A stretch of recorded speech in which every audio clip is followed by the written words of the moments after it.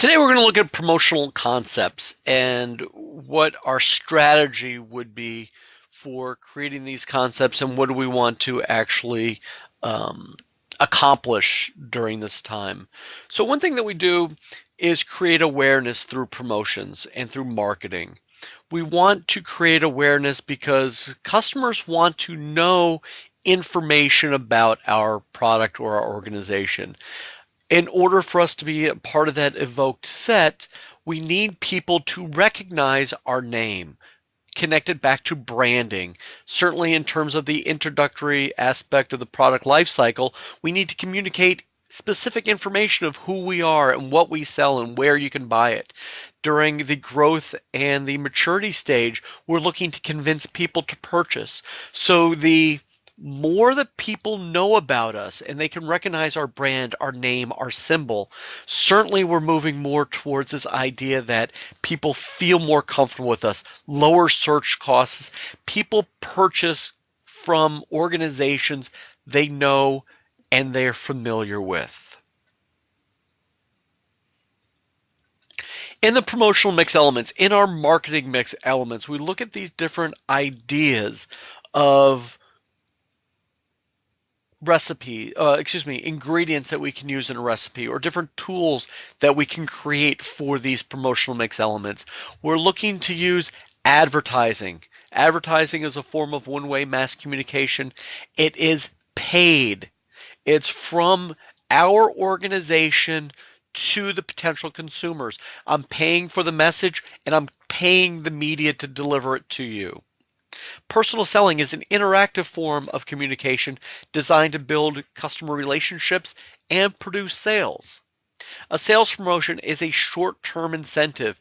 It is what can I offer you right now in order for you to make a purchase. We can look at public or community relations, which is an evaluation of attitudes and a systematic and strategic plan to change those attitudes and make them positive. We can look at sponsorship, which is investing in a sport entity, either an athlete, a league, a team, or an event, to support different organizational objectives, marketing goals, and promotional activities. We're looking at these different promotional mix elements, and we can begin to see not only on their own what type of impact they may be, but how they interact, how they leverage each other is what we're going to be looking at both in Chapter 9 and in Chapter 10. Each one of these promotional mix elements has strengths and weaknesses, but they all work to communicate messages from the organization to a consumer. So we're looking at establishing this commonness of thought, this message information. It's interactive. It's going from a source, our organization, our sport marketer, through some sort of media or some sort of communication piece to the receiver. So this communication process, we have 6 different steps that we're going to go look at. We're going to talk about the source itself and how it becomes encoded and what the message and how do we deliver and develop that message. How do we communicate that message? How does the decoder, the receiver decode it, and what do they do with it and provide feedbacks with noise? This is easily understood in the advertising element, but because these different promotional mix elements have leveraging factors, they all can communicate different messages to the consumer. So a source is where that communication process begins, whether it's from an athlete or from the team, mascot, sales personnel delivering the message. It's the beginning of this process. We want to see something that's highly credible and trustworthy and attractive to the receiver. Credibility, this idea that the message is created and I can believe it. Attractive, it means something specifically to me. I'm attracted to it. We're in the same commonness of thought. We are looking for the same benefits. We have some sort of connection to you so that the receiver becomes engaged and involved in this process so they're able to understand this message a lot better. Word of mouth and publicity are very persuasive in terms of a source because they're highly credible, that there is no financial incentive for the news to deliver this message. We look at this idea of a matchup hypothesis, that the more congruent, the more of a nexus, the more similar that the image of the endorser or the source has with the product being promoted, the more effective the message will be. Encoding translates the sender's thoughts and ideas into a message, whether we want to use words or sounds or symbols or logos. How are we going to deliver that message? How do we want to present it? Through motion or through communication and words or pictures? That's what encoding revolves around. In terms of the message itself, the exact content of the words and symbols, do we want an emotional message or a rational message? Do we want something that plays on somebody's emotional aspects, where we look at something for our college football team, and an emotional presentation would be fans together and sharing this moment and being excited, and a commonness and a social aspect to it? Or are we looking for a real rational message where we're showing the just the words and the content being very informational? Our game is at 1 o'clock at the home stadium. Here's the opposing team. Here's where you go to get tickets. One's emotional and one's rational. We want to create an effective message. We want to give the audience a reason for listening. We want the whiffy, what's in it for you. We want people to recognize and to see themselves in this area where this is important to me because, and the benefits that we're going to show them. We're going to tie things together using a common theme. We can do this outside of a single promotional mix element. Maybe we're looking to leverage a sponsorship that we have with the IOC. So we're going to advertising using that theme. We're going to show people we're an Olympic sponsor, and we're going to show people through our sales promotional initiatives that we are a sponsor. We want to repeat key points. We want people to remember a USP, a unique selling proposition, something for them to think about and move towards and take away from this process. Decisions on what media we actually use will depend on cost. If we don't have much money, we're not going to be on television. Flexibility, how long do we have before we need this ad to go out, or how do we want to do it? Do we need to show motion and movement and smell and sound? What's the ability to reach our target market? Knowing our research, how does the audience, where and why do they go for information? How do they respond to it? All of that research that we did earlier really plays into part of here of making our message as effective as possible. To be successful, we need it to be relevant. We need the message to resonate, that it has to have some sort of connection with that receiver. We need it to be distinctive. It needs to show why we are different, and it has to be outside of the clutter, so we are very similar in our purpose and people can remember us, and very simple so that people do remember us. If we have a complex method or message that goes against this idea of successful, of being simple, if we have a lot of information, perhaps it's we're looking to communicate our regulator for scuba dive equipment, and it's innovative, and there's a lot of technical expertise that we need to do. So that depends and will drive what type of message we need. It has to have a lot of information.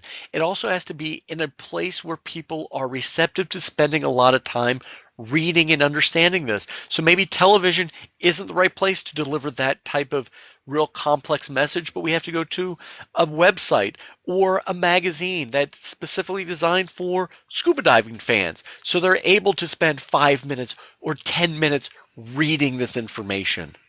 So for to be successful, we need relevance, resonate, distinctive, and simple so that people will connect to it.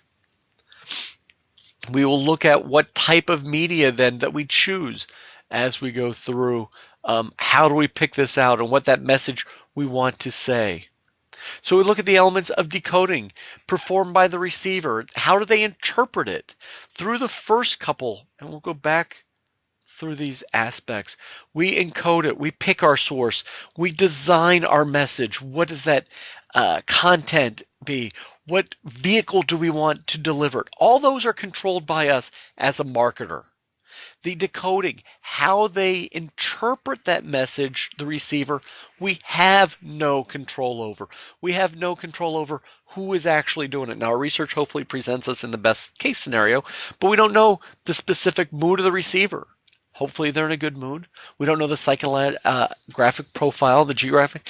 We have to do our research to make sure we're delivering that. We want to present it and control as much as we can, but ultimately we can't control that decoding. And we can't control the receiver themselves, that audience. Again, our research puts us in the best place possible. We need to provide and to gather feedback, whether that feedback is through some sort of questionnaire and survey. Are you more likely to purchase? Do you like our ad? Does it make you more favorable towards our organization? Or do we look at purchase? Did it move the needle, which ultimately is what we want to do? That's in terms of the feedback. Noise is this idea that there's so much involved in this process. Clutter, other ads being presented at the same time, our competitor and non-competitor ads. We're looking at so many different aspects going on that we need to break through that clutter.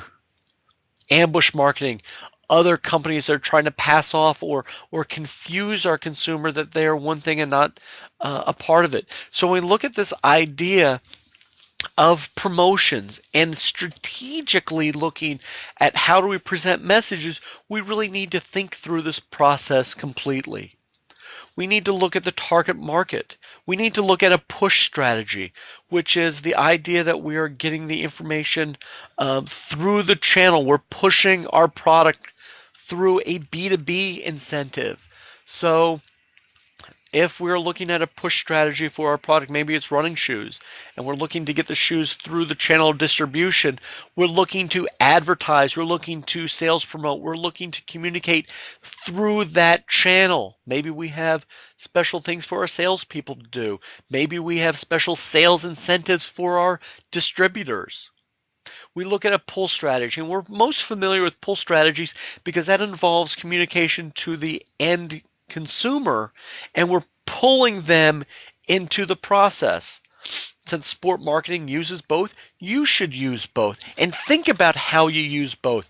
If we're looking at running shoes and we're trying to get our consumers to purchase our running shoes, we need to make sure that the pull strategy puts our brand in a very special place for that consumer, but we also want to make sure we're using push strategies to make sure that we have product in the system for them to buy. We look at these different types of the product life cycle, introductory stage, growth stage, maturity stage, decline stage, and how our promotions change. In the introductory stage, we want to create awareness to inform people of our brand. We don't have much competitors at this point, so we need people to understand who we are and where they can buy our product. In a growth stage and mature stage, now we're looking to persuade people. Certainly in a mature stage where we have a lot of competitors and we're not increasing our market that much, we need to convince people to buy our product as opposed to someone else's. I need you to come to my ski slope as opposed to a different ski slope. And in the decline stage, oftentimes our advertising budgets will be cut. So we look at this different types of things. We want to, depending on where we are in that product life cycle and what our objectives are and what our SMART objective is, we want to look at this different ideas. We can also overlay the idea of the escalator concept here, that as non-consumers at the bottom of the escalator, we need more of an introductory, of an awareness aspect to it. As we look at indirect consumers, maybe we want to try to get them to go to one game as opposed to a sales incentive would be multiple games or a heavy user. So the hierarchy of efforts goes through this idea of tracking the same thing, unawareness to awareness, and then tangible benefits, our brand awareness, our brand identity, getting people to like us, creating a preference, and then we need to find that purchase trigger. We need them to act. We need them to buy or attend the game. In terms of promotional planning, how do we come up with our budget? There are 4 different methods for us to come up with our budget. One is arbitrary allocation. arbitrarily coming up with it. We spent $2,000 last year advertising.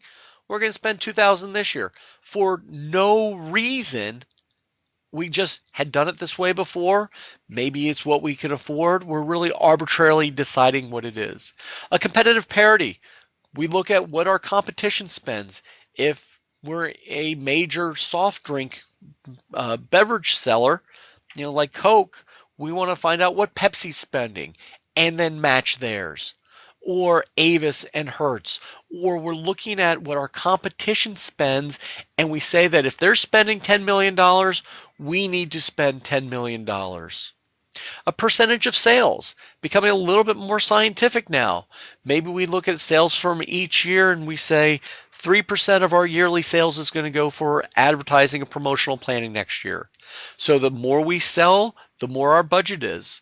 And the last one's objective and task, where we look at each objective separately.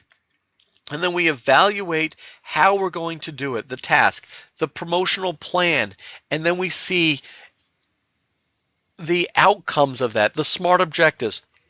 Is it worth $5,000 to spend it on this plan to get this type of outcome, or $10,000 on this plan to get that outcome?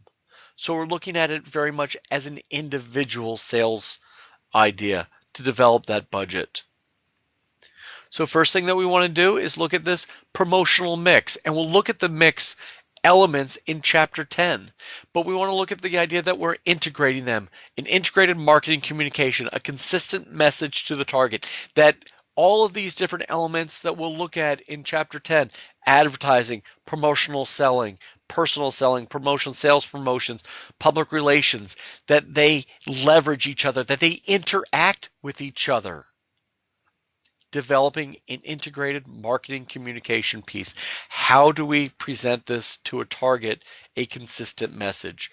And our promotional budgets, and I realize that this is a dated chart from 2006, but it shows significant money being spent in this area. And we look at these large organizations spending a lot of money in advertising and promotional budgets in the sport area. And we see not just a sheer number, but we see potential employment opportunities with all this different spending.